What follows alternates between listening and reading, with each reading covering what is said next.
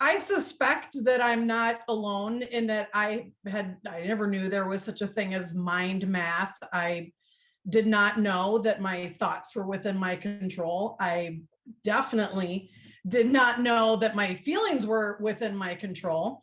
And like truly within my control, not by living outside of reality or embracing toxic positivity or just sticking my head in the sand and refusing to face my problems.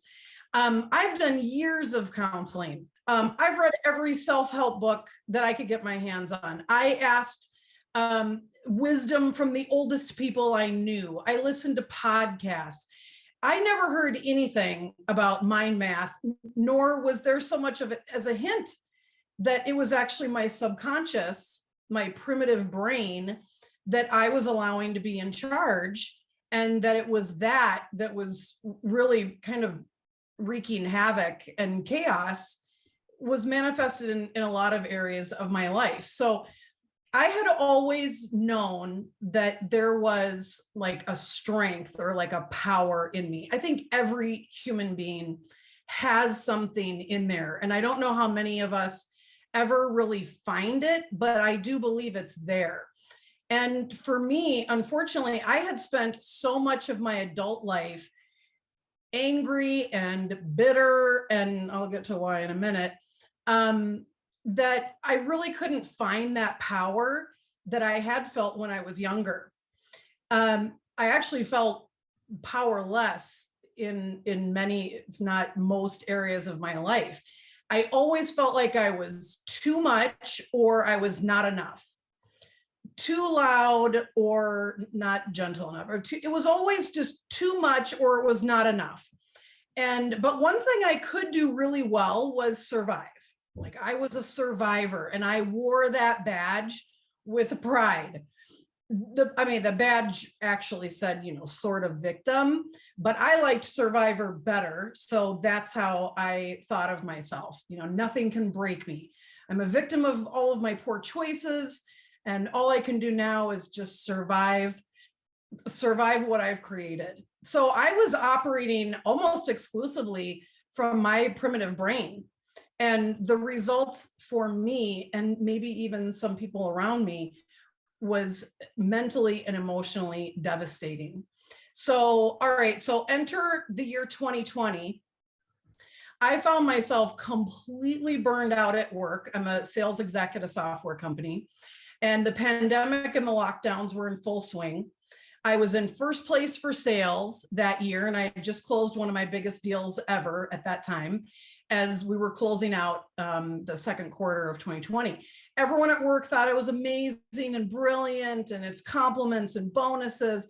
And I really should have been on cloud nine, and I wasn't. I wasn't at all. No, it was bizarre to me. No matter how hard I tried, I could not get myself to go back into the office. Like we closed out June, here comes July, and I could not go back to my office. And we were all working from home, it was the pandemic, so everybody's at home. So I'd like wander past my office and look through the glass doors, and I could not make myself go in there and get to work. And P.S., my boss at that time is on this call right now. So she's probably like, what the what? So I could not get back in there. And I kept asking myself, what is wrong with me? I think that is a question that people, I think everywhere, struggle with. Like, what is wrong with me? So one day, while I was practicing, creative avoidance with my office and trying to figure out what was wrong with me, I went to the ultimate place of truth and encouragement and positivity and wisdom, Facebook. And it's weird because I didn't really use Facebook anymore at that time, but that day I did. And I came across this post from Tracy about weight loss and a program that she was offering to help people struggling with weight.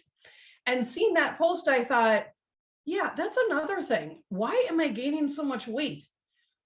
Well, add it to the long unanswered list titled "What is Wrong with Me?" And I don't know why I messaged Tracy that day, because I really didn't know her very well. And weight loss wasn't really a top priority for me at that time. My whole life felt like a mess. And, carrying an extra 15 pounds was sort of like the least of my problems. And reaching out to someone I didn't really know and asking for help, I mean, that was really unlike me. But I did. And I think my email to her went something like this, "Hi, Tracy, something's wrong with me, and I'm wondering if you can help me figure it out. I hate my husband. My ex-husband is an idiot. Pretty sure I'm an alcoholic. I have decisions that absolutely have to be made, and I cannot make them. I feel completely paralyzed. I'm letting everyone down around me. I'm going to get fired if I don't go back to work at some point. And PS, I'm fat." And so I sent this over, and she messaged me back and just said, "Let's meet."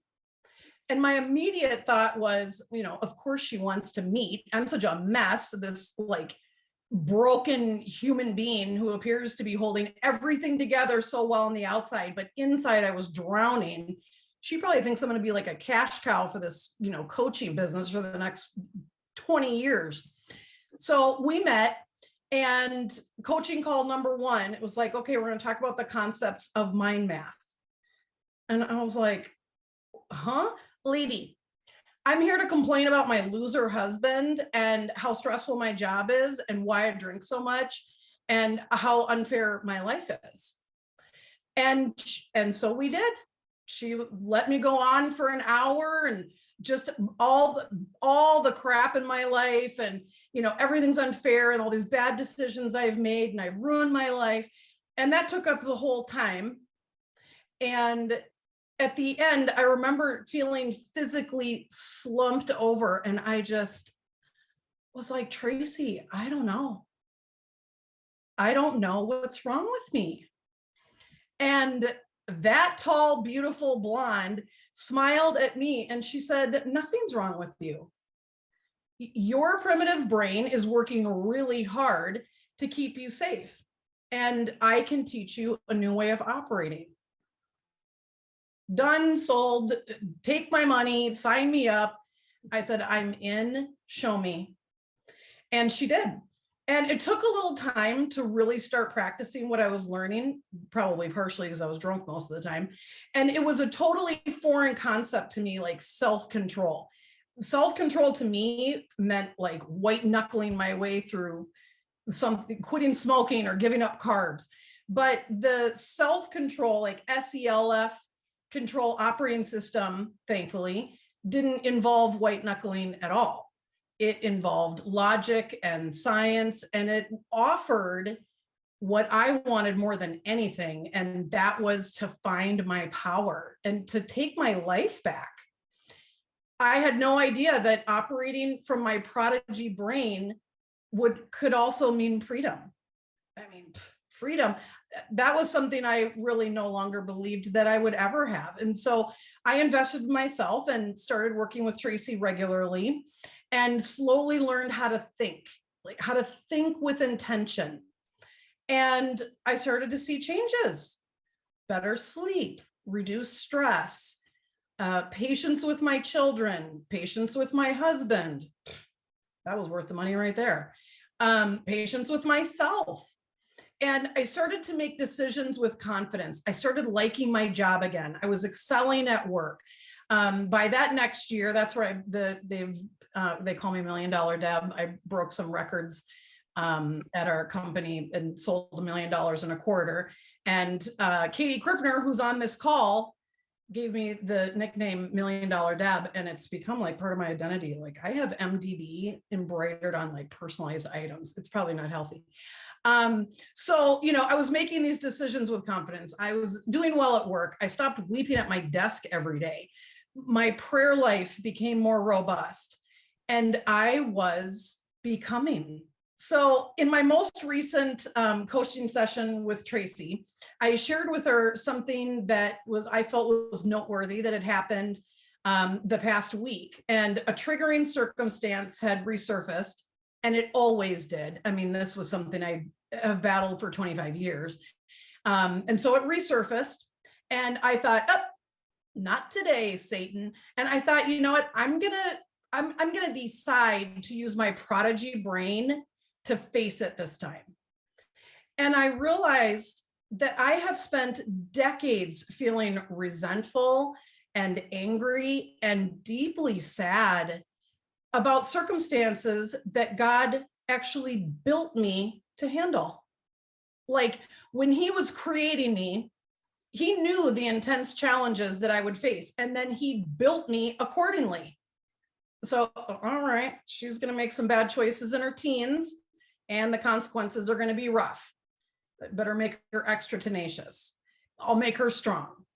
You know, I better add a double dose of courage while I'm at it. Like, ooh, yikes. Okay, well, her 20s are going to be a doozy. I'll give her ambition and resilience. Okay, well, 30s are going to be even worse. I'll add in the ability to financially support her family, and I'll give her a sense of humor because she is going to need it. And she's going to need a generous heart, because all that I'm putting in to this daughter of mine, she is either going to change the world or burn it down. And so all of this he created in me before I was even born. And everything that I faced in my life and everything that I'll face in the future, I am built for. And understanding that was like wielding bolt cutters and those thick, heavy chains that I'd been dragging around my entire adult life were no longer mine to carry. And it was freedom for me. So here I am today, March 17th, not wearing green. And I'm sober. I'm 20 pounds lighter. I'm bigger than that is I'm strong, I'm aware, and I'm in control. I've not only found my power again, I'm harnessing it in totally new ways. And, certainly my journey isn't over. In a lot of ways, I feel like I'm just getting started. But I can now stop a primitive brain thought and switch to my prodigy brain on the fly. That prodigy operating system for me is online, it's aware, and it's ready to go no matter what the circumstances are. And the circumstances find me every day. I mean, they find us all every day. And that's why we need Jesus and Tracy and each other. This community of prodigious, intentional thinkers. So, I hope that my story, knowing that like, if she could help me, she can help you. And I hope that both my story and the other two that you heard during the series will encourage you to build upon what's been highlighted the past 3 days, because there's so much more. And it's life-changing stuff. And I hope that this is just the beginning for you, and that it's just the beginning of your own story of becoming. Mm-hmm. Ugh. Thank you so much for your honesty. Like every single thing she just said was 100% honest. And I had no expectations of her sharing to that level. And that's who Deb is. She is somebody who wants to impact other people's lives. And so she'll be vulnerable and she'll share a story like that. But what I want your takeaway to be is that she notices that primitive brain is not going anywhere. It's going to be constantly offering her those same fear-based thoughts, because those neural pathways are established. But she gets in there and she does the work so that when they show up, she notices them quicker. And then she starts asking herself questions like, is that even true? What else can be true? She does the things like eliminates obstacles. Alcohol was an obstacle. It was messing with her on a lot of different levels. It finally became such an obstacle. She was like, done. She eliminated it. And that's my story too. Moderation was not an option for me. So I just eliminated it. And it wasn't easy. But knowing how to operate with self-control, no longer thinking that things were happening to me, that life was unfair, or I was a victim, or that I had to people please and drink because of everybody else who was drinking. Gone. All of that is gone. Only because I'm committed to operating from my prodigy brain. And I'm intentional about it. I wake up every single morning. And if all I have to do is just be intentional and be willing to feel uncomfortable, I'm in. And I see it in every one of my students. Deb is $1 Million Deb. She is truly 1 in a million. To be able to get on here and share her story with people she doesn't know, because she truly wants to impact other people's lives, is so commendable. So thank you so much, Deb. I really, really appreciate everything that you said. $1 Million Deb hasn't just broke some little tiny record. She totally downplayed it. Like, she's broke records over and over and over again. And like, now what I think when somebody breaks a record, somebody that I admire, somebody that I look at as, a source of inspiration, now she's just shown me what's possible, right? So it's like breaking that 5-minute, the 5-minute mile. That's what she's done for her peers, which is such a gift. It's such a gift. Well, and let me just add one thing there, because I was like doing amazing. I was accomplishing the unthinkable, and it was amazing. And so then when there were times when I was kind of like, all right, I'm probably going to be like on a pip soon. It really affected me personally, because that's like, I was so attached to that identity. And that's something that even in the last year, that was really challenging, that, in using mind math and like self, control, I was able to realize it's really not my identity. My identity is for me, my creator. And so, if I'm knocking it out of the park, fantastic. And when I'm not, I'm still of full value in who I am. And for anyone who is like that overachiever, that can really be a challenge, but it is something that can be broken. And there is freedom from that too. Yeah, absolutely. Yeah.